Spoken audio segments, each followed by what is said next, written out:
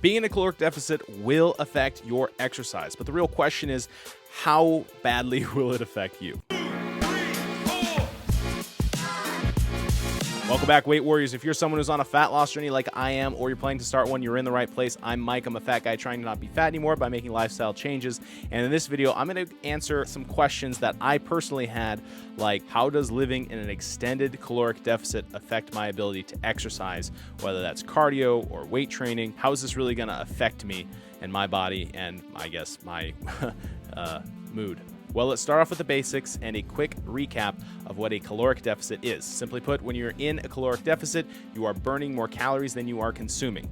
So this is achieved by either a combination of decreasing your calories in diet or increasing your exercise or increasing your TDEE, your total daily energy expenditure. Again, with the idea that when you're in a calorie deficit, that your body has to dig into fat stores to then, burn that energy. But what happens to your body, and specifically while you're exercising when you're in a caloric deficit? Now, there seems to be some good news and bad news with this. Exercising in a caloric deficit can have some negative effects, such as feeling low energy, lightheadedness, and obviously, I say irritability, but bad mood. But there are also some positives, and there are some, I guess you could say, solutions for some of the negatives. I do want to put a disclaimer out there. It's important to listen to your body. If you're feeling fatigued and lightheaded, it's okay to take a step back and adjust your workout accordingly. Personally, I have been on a 16-week fat loss journey, and I'm just now starting to implement some more planned exercises. So I guess you could say, instead of NEAT, I'm starting to do some EAT,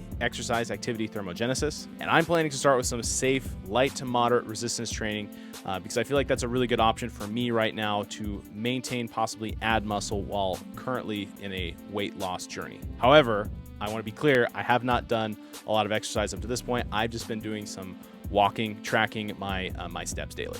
And the reason for this is I really don't want to push too hard. I don't want to, again, become sore or, again, that lightheaded feeling.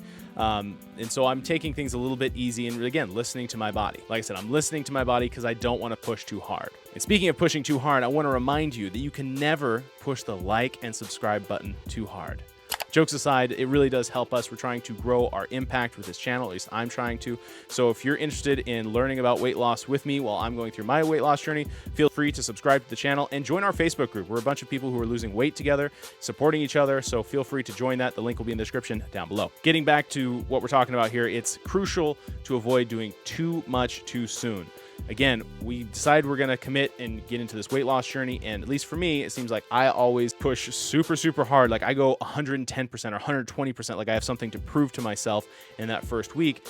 And I end up putting my body, which is already currently under a lot of stress from being in a caloric deficit, and then I add these intense workouts on top of that, which end up being really counterproductive. Slow and steady has been winning this race for me, and I feel that it's not about going crazy hard in the gym. It's about being crazy consistent. Now, being in a calorie deficit absolutely puts stress on your body, both physically and mentally, which is why it's important to take care of yourself during this time. You can do some self-care practices. Going for a walk has been huge for me, but also spending time with family and friends has been very helpful to get my mind off of this challenge that I'm going through. Also, I'm not hungry all the time because I'm eating whole nutrient-dense foods, and so that also is very helpful that I'm in a calorie deficit and I'm not killing myself through starvation. And then one of the biggest ones for me is don't underestimate the importance of getting enough rest. Your body needs time to recover and recharge, and sleep is, I'll do a video on this at some point, but sleep is like one of the craziest things that if you don't get enough sleep, your body, pretty much doesn't matter what else you do, your body's just going to be in emergency mode no matter what. And lastly, this one might seem counterintuitive, but giving yourself a break actually helps you achieve your weight loss goals faster. This means like you probably shouldn't be in a calorie deficit for too long, like probably not more than, I would say, it seems like in the research that I've done, it seems like about 20 weeks is the absolute maximum.